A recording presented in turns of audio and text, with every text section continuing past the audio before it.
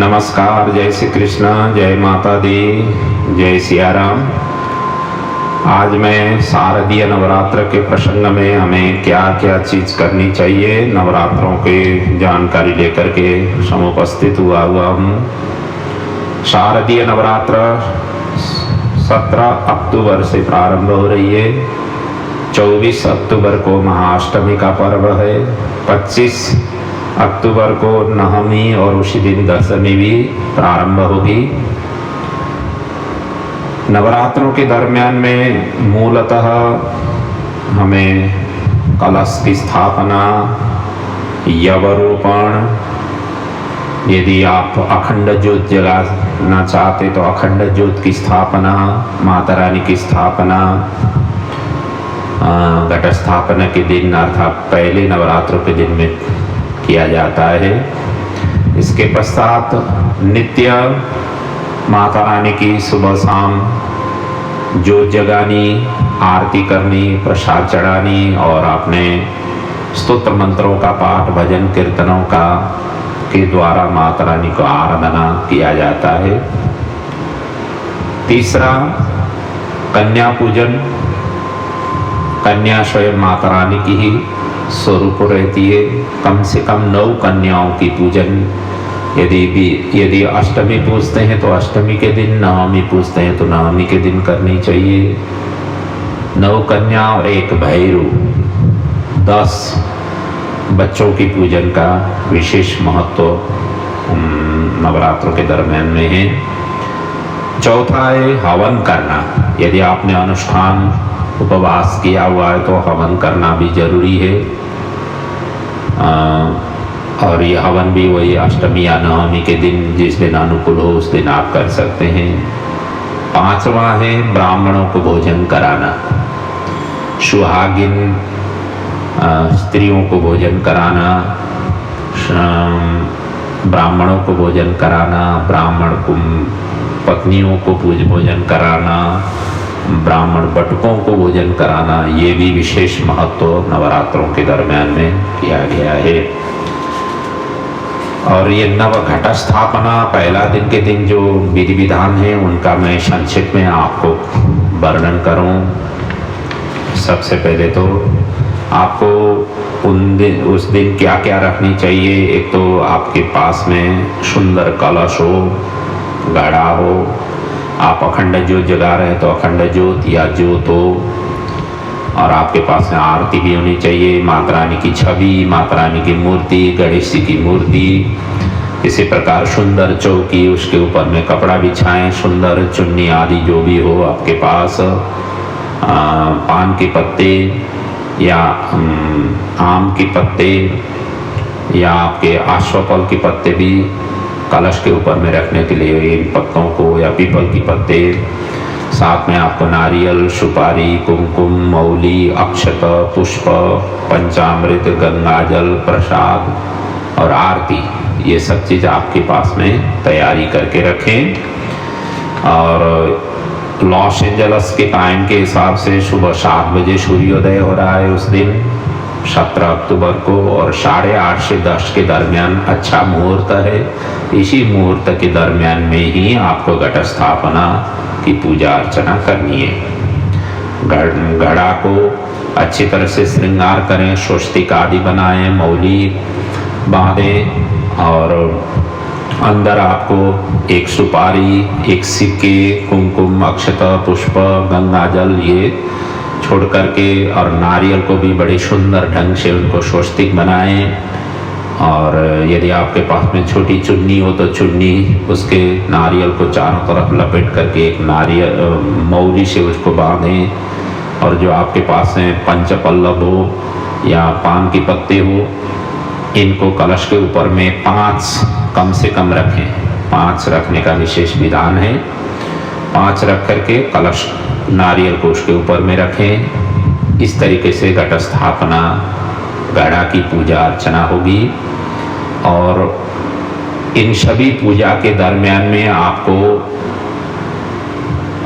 ओम ऐं ह्रीं क्लीं चामुंडाय विच्चे इस मंत्र का आपको निरंतर जाप करना है। यदि आपको दूसरा मंत्र आता हो तो दूसरे मंत्र भी बोलिए, नहीं तो ये मंत्र बीज मंत्र है माता रानी की, इसी मंत्र से ही आप सभी चीज़ की पूजा अर्चना कर सकते हैं। और इसी प्रकार अखंड ज्योत, यदि आप जगा रहे हैं तो अखंड ज्योत की तैयारी करके रखें, उनको भी तिलक गंधा अक्षत पुष्प आदि से पूजन करें। ओम ऐं ह्रीं क्लीं चामुंडाय विच्चे, इसी मंत्र के द्वारा। तीसरा है, आपको उस दिन यदि आप खेती बिनना चाहते हैं, यवरोपण करना चाहते हैं, तो शुद्ध मिट्टी को एक पात्र में रखें और मिट्टी थोड़ी सी अच्छी मिट्टी, अच्छी जगह सी मिट्टी, ऐसे मिट्टी को तैयार करके रखें पात्र में।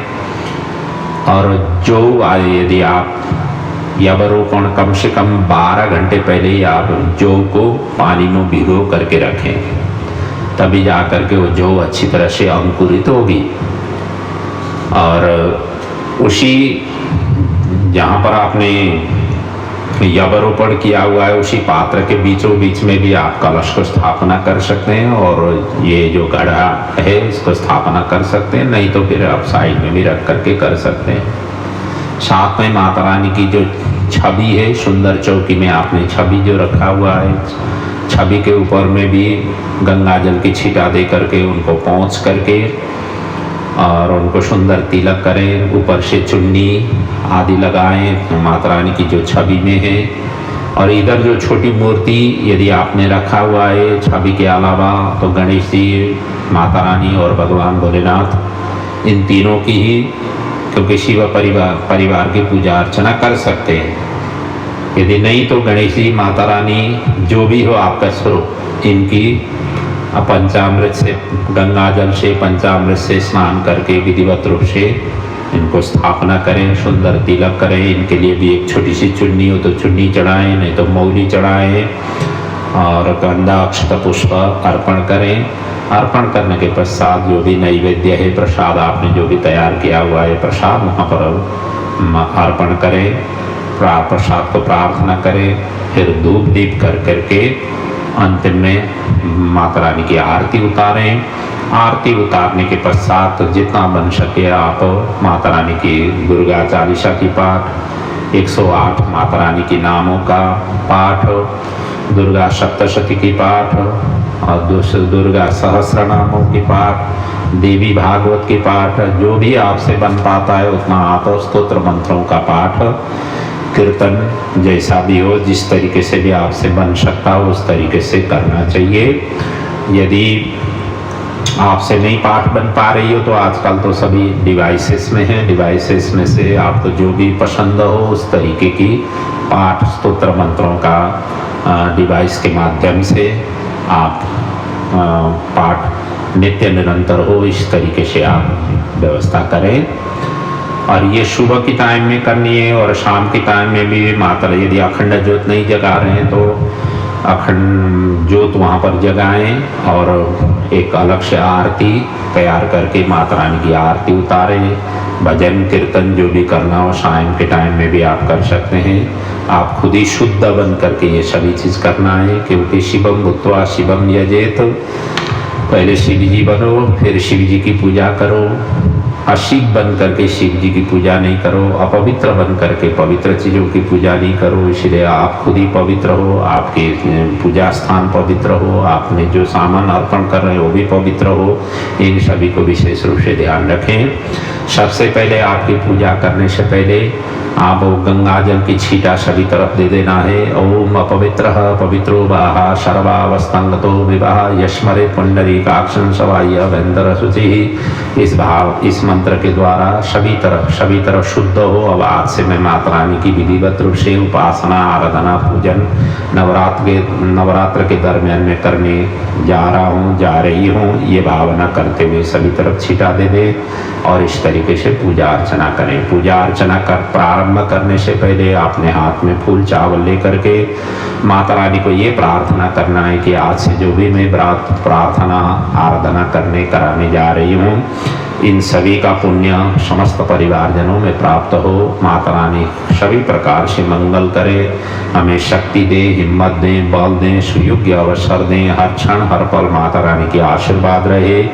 इस भावना से हमारे समस्त परिवारजनों की उत्तरोत्तर उन्नति हो, प्रगति हो।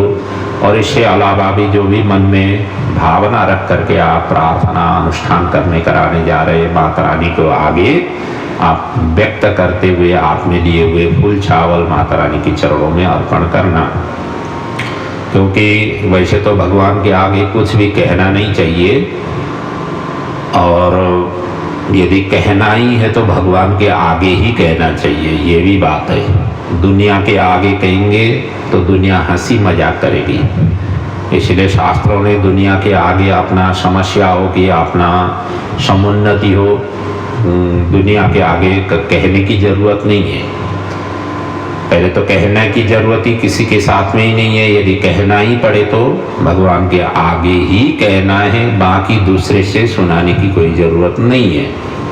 इसलिए माता रानी के आगे आप कह सकते हैं, कर सकते हैं कि मेरी ये मैं मुसीबत में हूँ, या ऐसे मेरी समस्याएं हैं। माता रानी मैं नवरात्र के आरंभ कर रही हूँ, मुझे शक्ति भी दीजिए और इस प्रार्थना को स्वीकार करते हुए मुझे उसके लिए विजय प्राप्त करने के लिए मुझे आशीर्वाद भी दीजिए। ये भावना आप अभिव्यक्त कर सकते हैं माता रानी के आगे इस तरीके से प्रार्थना करते हुए।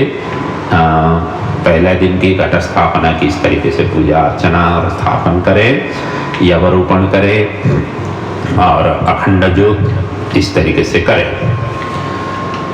और दूसरे दिन से आपको सुबह शाम नित्य ज्योत भी जगानी है। यदि अखंड ज्योत नहीं जगाया हुआ है तो सुबह शाम ज्योत करनी है, आरती करनी है, सुबह शाम भोग भी लगाना है। आप भले ही एक फल आप अमुनिया करके भोग लगाएं या थोड़ा सा ड्राई फ्रूट रखें, ड्राई फ्रूट के आप भोग लगाएं, नित्य करना है ये।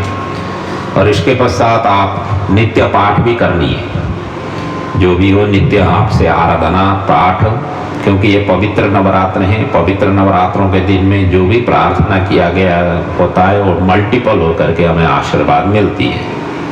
इसलिए अपना नित्य पूजा आराधना, जिन जिन भगवान की हम नित्य पूजा आराधना करते हैं वो तो कर ही रहे हैं। बाकी अलग से माता रानी के लिए अलग से टाइम निकाल करके ये नवरात्रों के दरमियान में माता रानी की उपासना करनी चाहिए। इसके पश्चात जो कन्या पूजन है, अष्टमी की या नवमी जिस दिन को आपके यहाँ होती है आप करते हैं, उसी तरीके से अष्टमी नवमी के दिन आप कन्या के पूजन करें। कम से कम 9 कन्या हो और 1 भैरू, 10 बच्चों की विशेष रूप से उनकी पूजन करें, तिलक करें। जो भी आप हलवा चना जो भी माता रानी के लिए प्रसाद बनाया हुआ है उन प्रसादों को बच्चों को खिलाएं, कन्याओं को खिलाएं।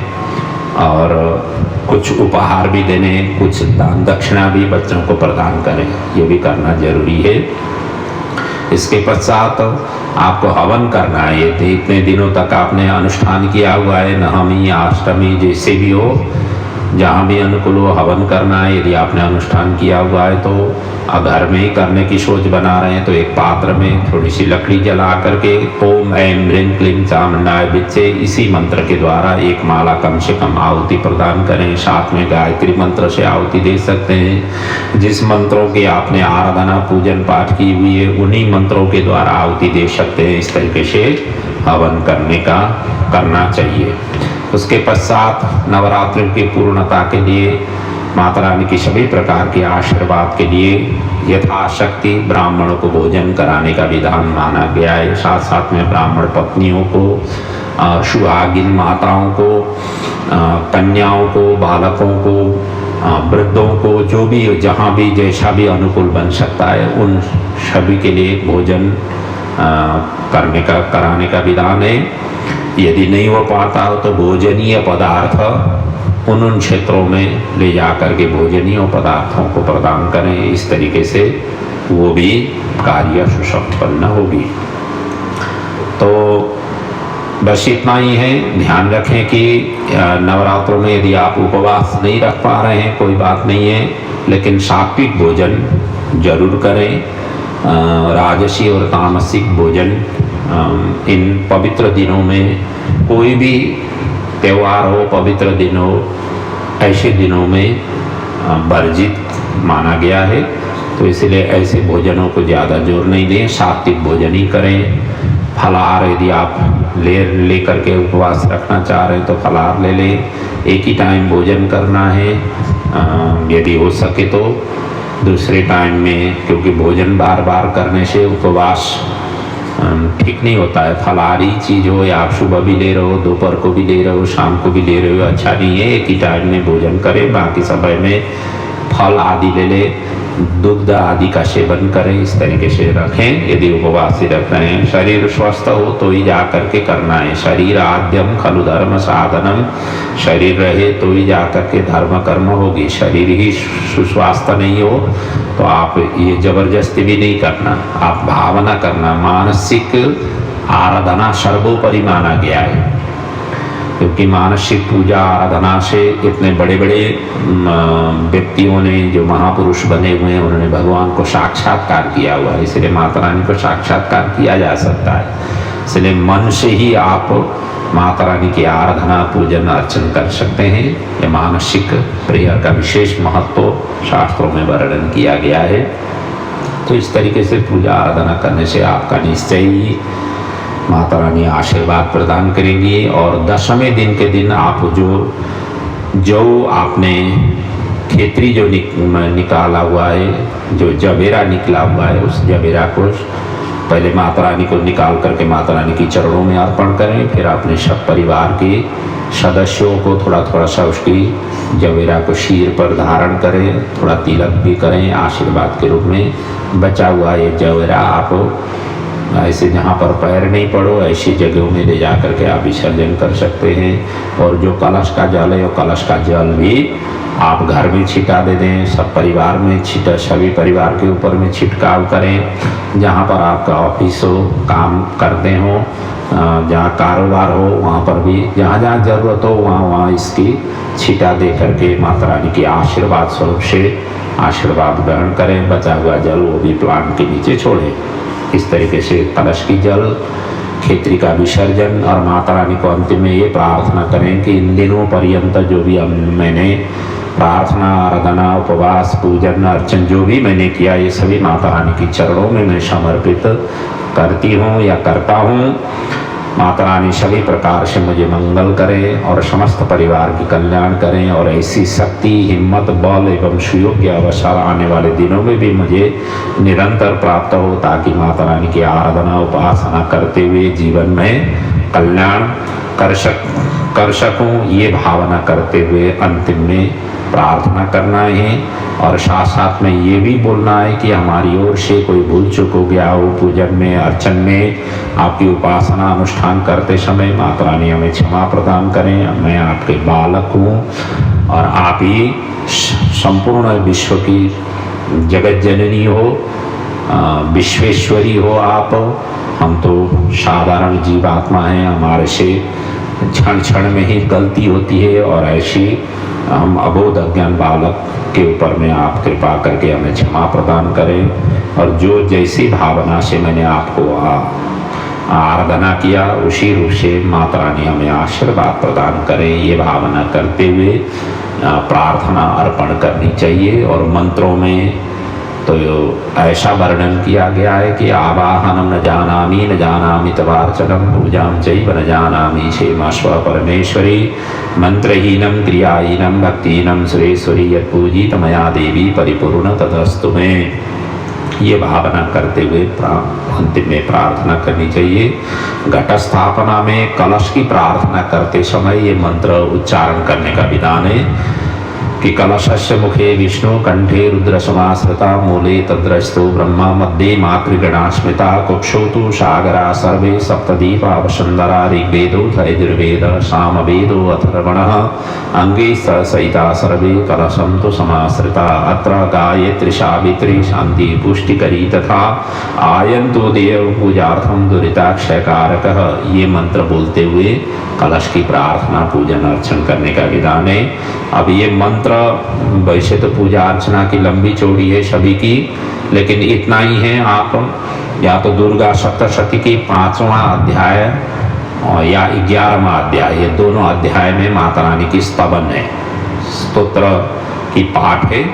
इन दोनों अध्याय में से जो भी एक अध्याय का ऑन करते उसको डिवाइस में ऑन करें, फिर आप पूजा अर्चना कर सकते हैं सभी की। या ओम ऐं ह्रीं क्लीं चामुंडाय विद्महे, ये बीज मंत्र है। इसी मंत्र के ही द्वारा आप सभी की तिलक भी करें, पूजन भी करें, अभिषेक भी करें। जो यवरोपण करते हुए भी इसी मंत्र का उच्चारण करते हुए करें। और बिना मंत्र से, बिना उच्चारण से पूजा अर्चना नहीं करना चाहिए, ये भी शास्त्रों में वर्णन है। इसलिए या तो ऐसे डिवाइस से ऑन करके अर्चन करें या इस मंत्र का जाप करते हुए करें।